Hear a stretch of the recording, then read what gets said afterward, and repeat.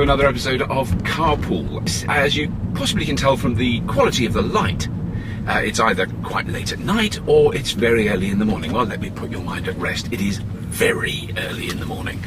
I'm on my way to pick up a passenger today and take him to the airport. He's off to the United States to a big science fiction convention, and that might be a clue as to the sort of area that he works in.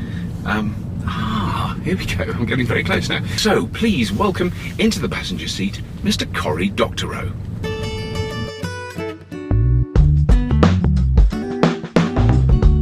Well, I'm going to go right. You want to go that way? If you do yeah. The beginning bit, yeah. Yeah, right and left will take you up Toll Street roundabout. Oh, that's fine. No, I'll never run from there. Because that's where the gap is between my, it's the generational gap. You know, that I grew up without computers and without computer games, and as a kid. So I've kind of bypassed it. I've only ever come across it as an adult. Well, I think there's three important generations that were, or at least three important generational experiences of computers, which is the experience of becoming an adult before computers become part of daily life, the experience of getting midway through childhood before computers become part of daily life, which is my generation. There's a kind of, it's actually almost a sharp delineation, because once computers became available, they were so compelling to me and so many of my colleagues and peers that we just never let up. It became a kind of central feature of our lives. Right. And then there's the third generation, which is people who've always had them. Yeah. And there's that classic formulation: anything invented before you were 18 was there forever. Anything invented after 18 is revolutionary and brilliant. Anything invented over your 30 should be banned. So when you were a little kid, then, though your parents didn't have computers in the house. Yeah, well, it started pretty early. My dad was a computer scientist, so in 1977, when I was 6, we had a teletype terminal. So that was. So you were very, but that was unusual. Yeah, it was very unusual, and it was not even recognizable as a computer by contemporary standards. It was a device you plugged into the phone line that had a roll of paper.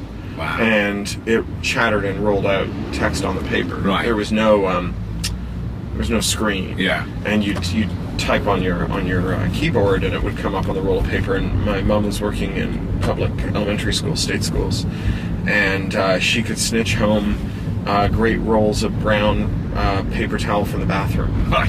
And so we'd run them through in one direction, and then we'd turn them over and run them through in the other direction. It is quite funny to think that there was a time when one of the limiting factors of computing was how much paper you had on hand. Yeah. And then in 1979, my dad, by that point, was head of computer science at a big high school in suburban Toronto in Scarborough. Right. And Apple was bringing out their first the first non-kit bashed personal computer, the Apple II Plus. And they were quite shrewd. They said to heads of computer science at schools, take one home for the summer and decide whether you want to integrate it into the curriculum. Right. And so at the time, my dad's students worked with some big PDP, I think it was a PDP 11 probably, that was off campus that they time-shared on. And computer science class involved punching cards and then running your program and then getting your output and then repunching your cards. So the experience of, and the gap between those would be 4 or 5 days, and the experience of that, of having an interactive basic interpreter, let alone being able to program an assembler and all the rest of it, was so radically transformative to the way that we understood computers, much less use them, that it was a no-brainer. So my dad bought one at the end of the summer, and we then had a string of Apple computers over many years. Because I do remember reading about that. Someone said, you've got a tattoo. Have you still got? I do, yeah. I'd have to undress to show it to you. But yeah, I've got a little sad Mac on my bicep. In 1988, 89, I was 18 years old. Right. And I'd had a Mac SE that I'd hand overclocked to an SE30. That was my first. That was my first. Yeah, and it was always very finicky. And it used SCSI, which was the worst ever platform for chaining up drives. And it was particularly bad because if you had a loose connect, or if you disconnected a drive unexpectedly, or if one drive in the chain went bad, it could corrupt the whole string. Yeah. And I had just a shit ton of data on it and a shit ton of old drives that I'd stuck onto it. and something went wrong and I lost everything, and I spent like maybe 10 days locked in my room in a flat share, just ordering in pizzas and smoking cartons of cigarettes and recovering my data, literally bit by bit with hex editor. Right. And when it was all back, I decided to commemorate it with a little memento mori, and I went out to a tattoo shop and had a sad man, which is what comes up when you've met Boots Bad. But now you're going to... So where are you? I don't even quite know where you're going. I'm going to the World Science Fiction Convention in Reno. In Reno? Nevada? Yeah. Wow. Never been there. Are you not? You haven't? No, I've been to Vegas, but I've never been to Reno. Reno's not a city that a lot of people have called to go to anymore, which is why it's cheap enough to hold a Worldcon in. It's Reno's, of course, famed for quickie divorce. You could get a divorce there, yeah. Vegas for quickie marriage, Reno for quickie divorce. Right. So I'm off to Reno. Because that's what I'm so envious of you in so many ways. I'm just a big ball of envy because of which is, and it's generational. I can't even blame myself for. It's not my fault that I was born in 1956, so I was just that bit too early. So that the kind of everything you've done is what I've wanted to do. I mean, I've published lots of books through publishers, and all those things. But then I kept hearing about you, about in that world of like breaking the mold and challenging the perceived. This is how you do it, and and obviously successfully. That I think that's incredible how you've. Well, I don't quite know what you've done. I want to know what I want you to tell me because. Well, okay. I mean, so I started sending stories to magazines when I was 16, and I started selling to the semi-professional ones when I was 17, and I really broke in with a sale to a professional market when I was 26, so 10 years later. Yeah. And a few years after that, I'd sold enough short stories that had been well received enough that I won the Campbell Award for Best New Writer in the field, which was quite an honor, and that was in 2000. Right. And later that year, I sold my first novel to Tor Books, but it didn't come out until 2003. At which point, there was just loads of stuff happening with ebooks, and mostly. At the time, ebooks, my editor said ebooks have the worst ratio of hours in meetings to dollars in revenue than anything publishing has ever done. And these days, Google has released beautiful optical character recognition libraries, and we have lots of great image processing for allowing you to scan books that are not de-spined. Right. So you can scan a book that's keystoned, and then you can image correct it, and then OCR it. Wow. So it's gotten much faster. But in those days, I actually tried it to see what it was all about. I said, what actually happens when a member of my audience decides he loves my book enough that he wants to make a copy available on the internet? Yeah. And it took me 80 hours. And, I could probably whittle that down with practice to 40, but it still struck me, especially I'd done a nonfiction book before then. And it struck me that 40 hours or 80 hours was probably 40x or 80x the amount of actual individual publicity my book got from anyone at the publisher. Yes. Yeah. So, I started thinking about this and realized that, copying wasn't going to get harder, that my audience only copied works because they loved them. Yeah. Nobody was putting 40 hours in because they hated it. I can't stand this book. Yeah, I'm going to scan it. I'm going to go buy another copy, cut the spine off, and scan it. We don't know what to do about it to stop it, and so I reckoned, okay, so I can do three things. I can ignore it, I can embrace it, or I can rage futilely against it. And 3 was kind of a non-starter. If nothing else, I figured some of the people who are involved in this production aren't doing it because it's the grand game of the internet, but because, as I say, because they love the book. Yeah. And so calling those people thieves, there's just no percentage in it. No. So, because they want to buy my book. So at least let's not alienate those people. So what am I going to do? Well, I figured, there's this new Creative Commons thing. I was at the time dating a woman who was the CTO of Creative Commons back then.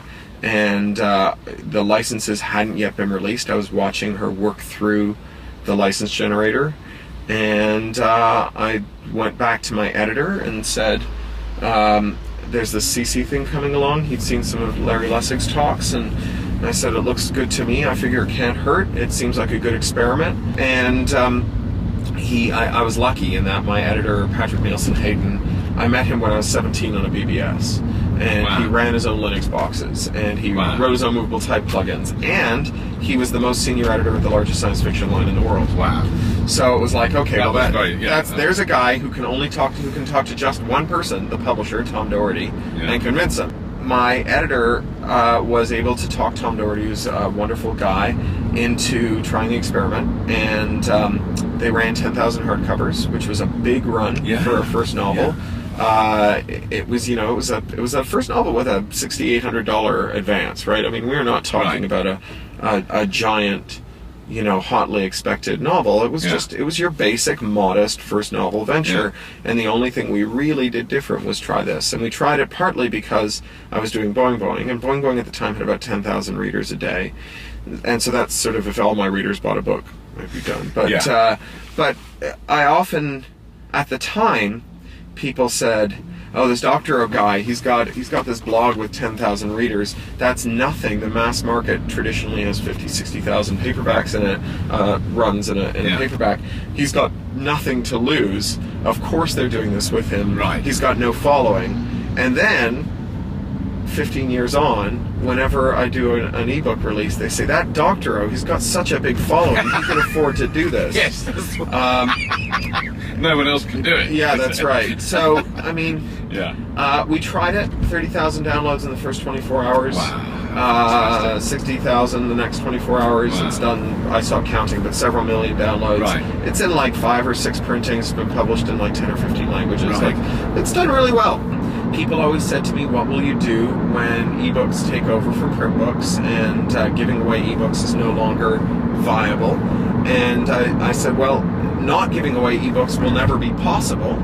So again, I figure whatever happens, it's not going to involve coercing people into paying for your books because there's no other way to get them save paying for them. It's going to involve convincing people to pay for your books. And I reckon one of the ways you convince people to do things is not looking like a dick. And so I make my books available. And so this year I decided I would try a print experiment. Do I really, really need to do a short story collection through a publisher? They're not. Short story collections aren't big earners. No. They're essentially vanity projects for writers who don't want to see their short fiction disappear. Let's try it. Let's try it as a real vanity project. So I did an ebook, lots of different formats. I started it off calling it donationware, and that generated very few donations. And then I switched it to pay what you like, and that generated a lot of donations.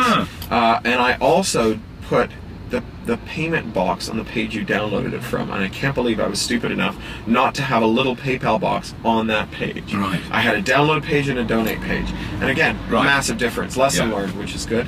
I did a print edition through Lulu, and then expanded that through a lot of the other print-on-demand services. My friend John Barry, who laid out one of my essay collections and is something like head of typography at Microsoft, and is a really widely loved typographer. He's married to a great science fiction writer named Eileen Gunn, and when we were all in Japan for the World Science Fiction Convention in Yokohama, Eileen was sadly neglected while John was mobbed by typographers who just worshipped his work. So John, very graciously agreed to typeset it.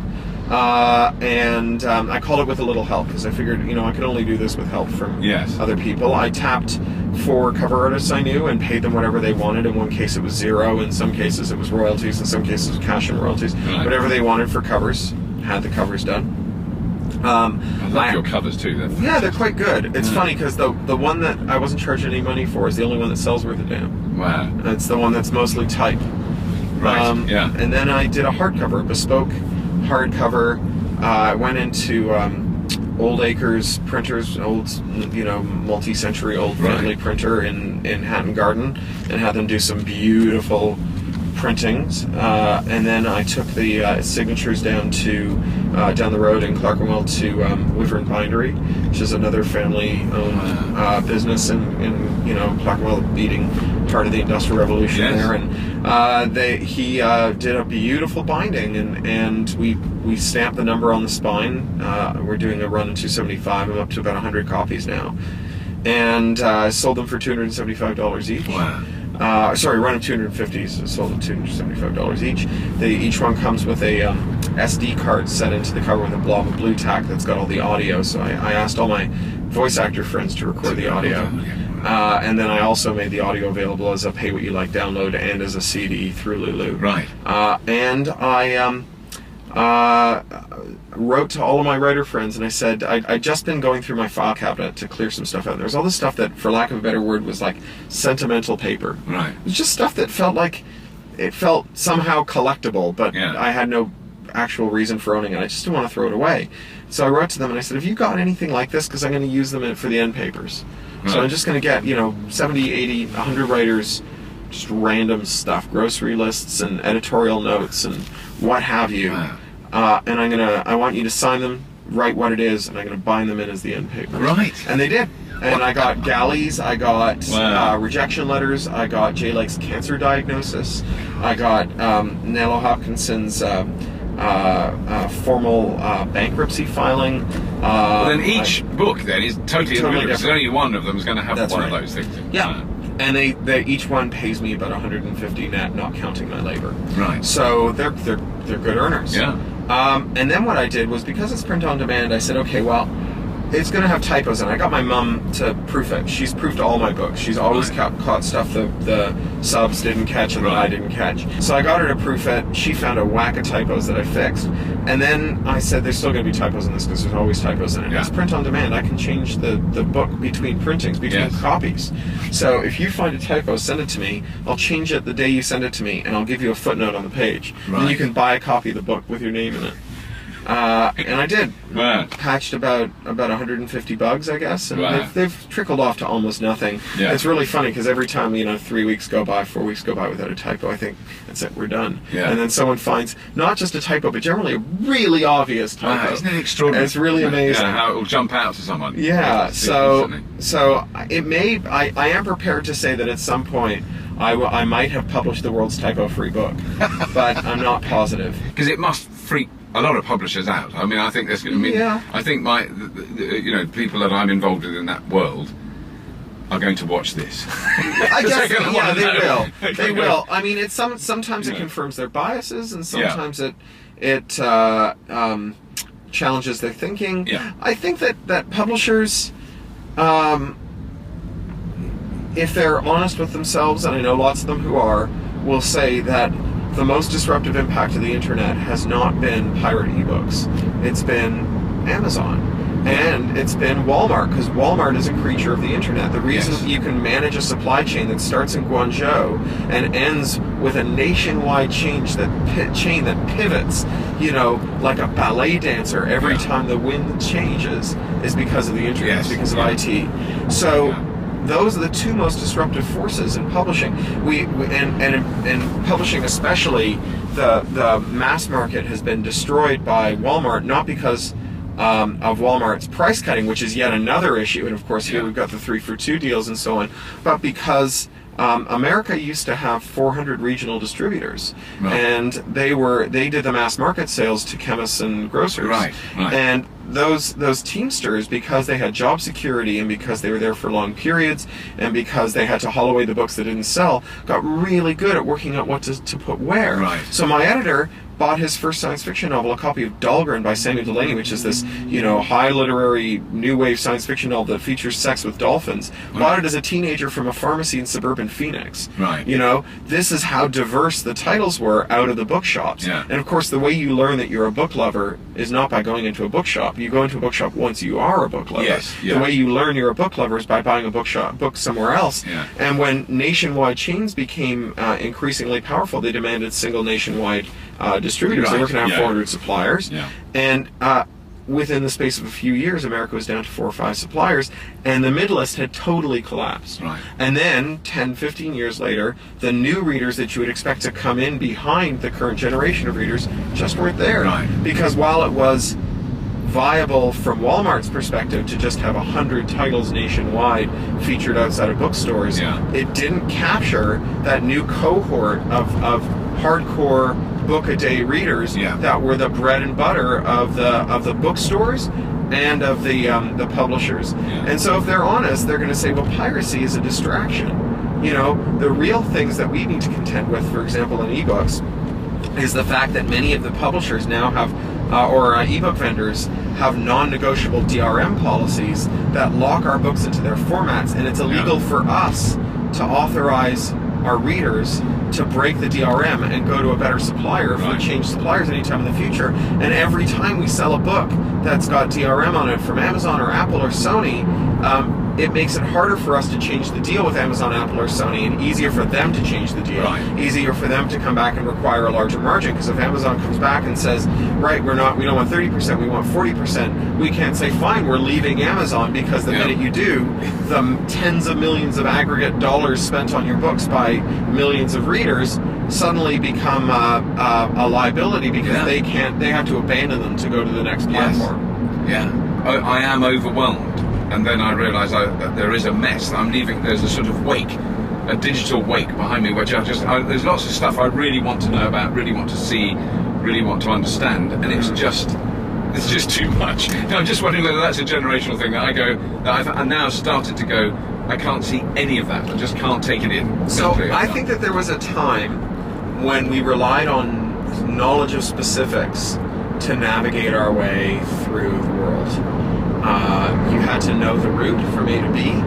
You needed to know everything, every step of the process to manufacture a car, or beat out a sword on your anvil. You needed to know all this stuff, or you needed to have the raw knowledge to figure out solutions more or less on your own. And I don't think that that's the case anymore. I think now we live in a world where what you need to know is the narrative of how something works, so that you can generate search terms that you can plug into Google to figure out how to do it when you get there. And I remember this great poem, the old crow knows where to go, the young crow does not.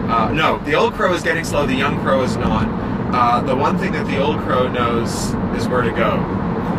And we have a kind of reversal now, almost, or not necessarily, but we have this thing now among young people that you can find out where to go at the turn of a page. Really. And so I wrote this novel, Little Brother, which is a kind of radical novel for young people about kids who take over the government in America to restore the Bill of Rights after the Department of Homeland Security's anti-terror crackdown gets too much. They wage a guerrilla war against America, and it has some things that read like recipes for building revolutionary technology, but they're not everything you need to know. They're everything you need to know to find out everything you need to know. They're just the search terms. And one of the things that I worry about when we see kind of lockdown platforms is if there's no exposed rough edge, if there's nothing that implies you could go to Google and find out how to do more, then that bit of the experience falls away from the device. So I think that the successful navigational technique in the 21st century is to stop trying to read everything, stop trying to understand everything, but get enough of the gist that when the moment comes that you need to synthesize more stuff into one piece and sit down and do a deep dive into it, you know what the search terms are. And that's what blogging does for me. Blogging, by writing up brief blurbs about articles that I've read briefly, the expression of what's caught your interest for a third party requires you to sharpen it in your own mind. It makes it mnemonic. And so that's what I do with Boing Boing, and that's one of the ways that I write, is that every now and again a bunch of disparate things seem to cohere. And and then I have notes on them in Boing Boing. And I go and I reread my notes and then sit down to compose. No, I'm with you there. I mean, and that's absolutely it. Because one of the things I've realised recently, again with my wife, was searching for something on Google. That because I've done it so much, so almost obsessively, then I realised as I was doing it with her, the speed and the way that my brain now goes, finds a way in, because that's not it, that's not what we're looking for, it's this, go around that way, and I don't even know, and it was only because she was watching, she kept saying, what are you doing? Absolutely. So I'd say, look, you're not going to find it if you just, how do you, let's go this way, and I'll find, and then you find a link, and you follow that link, and that stuff, then you realise that is actually an intellectual skill that there's no way my teachers or university professors or anyone when I was 15 would have known that. So this is why it's funny when we say, we can close the libraries now. Because librarians have always been about navigating authority and queries, not shelving books. No. You know. Actually, that would have been the one group of people when I was 15 who would have understood what I was doing. It would be librarians. Well, and talk about navigating authority, right? So librarians have always been at the coalface of the fire hose, depending on your narrative, and they've been sat there, you know, with every book in the world clamoring for their attention. They've chosen ones that they thought were authoritative. Yeah. And that's what you do when you sit down and you run a query, is you've got all these search results and you have to figure out what's authoritative. Yeah. And, you know, the heuristic that we used to be able to use was that it's between covers. Someone took the time to invest in publication. It's probably authoritative. Of course, that was never true. I mean, Mein Kampf was between covers, but it was kind of truthy enough that we got away with it for a long time. And I kind of celebrate the fact that we've finally recognized that not everything true is between covers, and not everything between covers is true. Yes. Yes. I pull over there. Sorry, over here. Yeah, this is it. Yep. All right. Oh, well done, Cory. That was fantastic. Thank you. No, really good. And now you're actually, well, you're not late, which because I was slightly anxious that we get stuck in really bad traffic. I reckon it'd be an hour at this time. I'm no. kind of an old hand at this. So. No, you know the system. Brilliant. All right. Thank you so much. Really Really thank good. you very much.